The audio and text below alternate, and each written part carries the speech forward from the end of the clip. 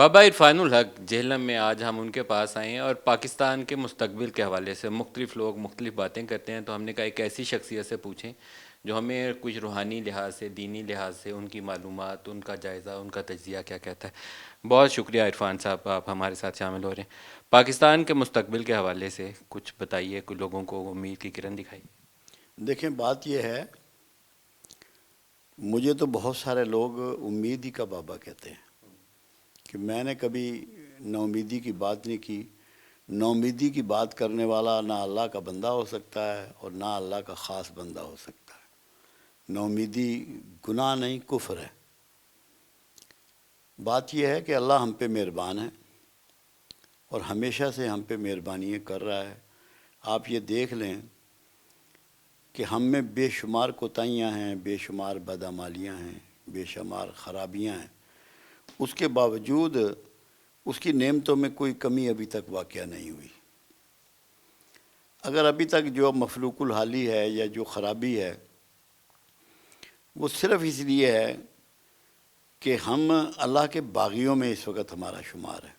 ہم ہر وہ کام کرتے ہیں جو اللہ کو ناپسند ہے یا جو رسول اللہ کے طریقے کے مخالف ہے۔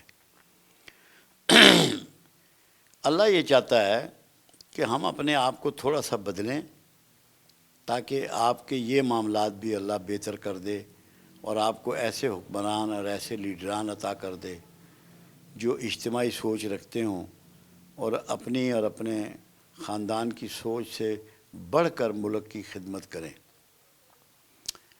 پاکستان ایک ایسا ملک ہے جہاں دنیا کی ہر نعمت باوافر مقدار میں موجود ہے اور جس میں مالک نے کبھی کمی نہیں کی۔ اتنی نعمت کہیں اور موجود نہیں ہے، اور جس طرح لوگ یہاں خرچ کرتے ہیں، ہر چیزیں استعمال کرتے ہیں، کبھی اس میں کمی نہیں آئی۔ اللہ نے آپ کو نااہلی کے باوجود ایٹمی قوت تک بنا دیا، اتنی، اور میزائل ٹیکنالوجی آپ کو عطا کر دی۔ یہ اللہ کی مہربانیاں ہیں۔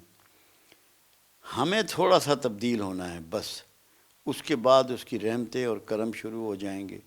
معاشیات کی لوگ بات کرتے ہیں، میرا ایمان یہ ہے کہ جس سرزمین پر پاکستان وجود رکھتا ہے وہ زمین آپ کو نہال کر دے گی اور وہ کچھ انڈیل دے گی آپ پر کہ آپ کی معاشی بدحالی ختم ہو جائے گی۔ ایک یہاں سوال کر لوں آپ کی اجازت سے۔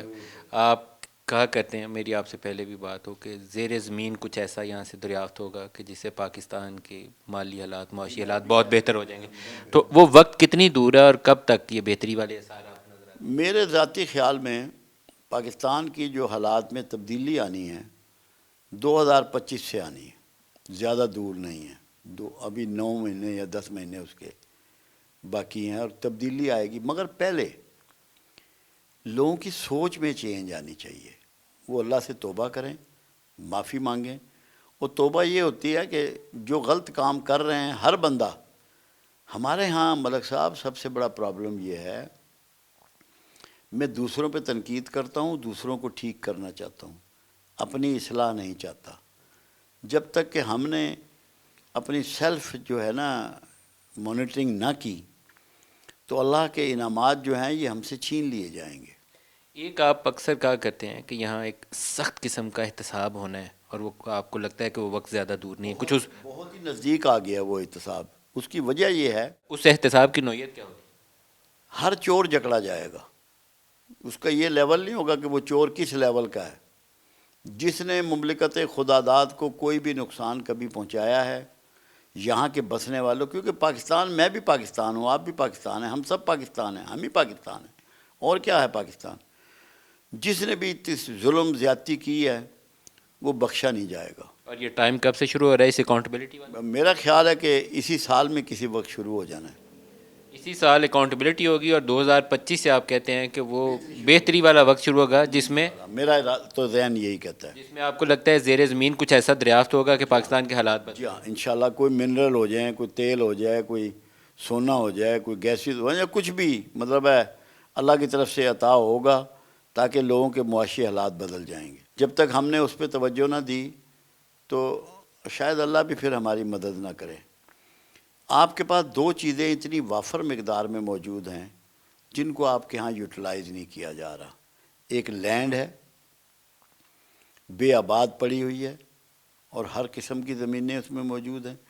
دوسرے 62% آبادی نوجوانوں کی ہے جن کو یوٹیلائز نہیں کیا جا رہا.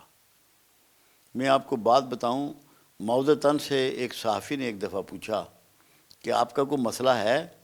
تو معوذتاً نے کہا میرا مسئلہ یہ ہے کہ میرے پاس مین پاور کم ہے، میرے پاس مین پاور کم ہے. اور انہوں نے دنیا کو دکھا دیا کہ مین پاور کو کیسے استعمال کیا جاتا ہے. اللہ نے ہمارے نصیب جگا دیے کہ بے شمار ملکوں میں بوڑھوں کی تعداد زیادہ ہے، ہمارے پاس جوانوں کی تعداد زیادہ ہے. صرف ان کو یوٹیلائز کرنا ہے، اس سے خرابی بھی نہیں ہوگی. کیونکہ کوئی شخص اگر کام پہ لگا ہوا ہو تو کرائم نہیں کرتا. ایک لاسٹ کویسچن آپ سے پوچھ لوں، کیا یہ بہتری والا عمل مستحکم ہوگا یا جیسے ہم سال 2 سال اوپر جاتے ہیں پھر 5 سال نیچے گر جاتے ہیں؟ آئندہ کم از کم مجھے یہ بات نظر نہیں آتی، جب ایک دفعہ بہتری شروع ہوگی تو بہتری مضبوط ہوتی چلی جائے گی، بڑھتی چلی جائے گی اور اس کے فروٹ ملیں گے لوگوں کو. جیسے اس ریجن میں آپ دیکھیں افغانستان میں چینج آ رہی ہے، بنگلہ دیش میں چینج آئی، انڈیا کتنا آگے نکل گیا. آپ اس فاصلے کو کور کر لیں. ہم اس ریس میں آگے نکل جائیں گے جی انشاءاللہ انشاءاللہ. اس دوڑ میں پاکستان یہ میں کوئی پیشن گوئیاں نہیں کر رہا، یہ وہ چیزیں ہیں جن کی آگاہی مجھے میرا اللہ دیتا ہے. میں کوئی نجومی نہیں ہوں. پاکستان اس دوڑ میں جیتے گا، آگے نکلے گا. انشاءاللہ آگے نکلے گا. مجھے اتنا ہی یقین ہے جیسے میں آپ سے بات کر رہا ہوں. آپ کو عرفان الحق صاحب اللہ کرے کہ آپ کی یہ بات 100% 100% پوری ہوگی. لوگوں کی زندگیوں میں بہتری بھی آئے. انشاءاللہ آئے گی. لوگوں کو اپنے رویے بدلنے ہوں گے، پازیٹیو ہونا ہوگا اور ریورس گیئر لگانا ہوگا، تھوڑا اپنے اخراجات کم کرنے ہوں گے، پیچھے آنا ہوگا. بہت شکریہ عرفان الحق صاحب آپ کا، آج آپ نے ہمیں وقت دیا. نوازش، بہت شکریہ. Thank you.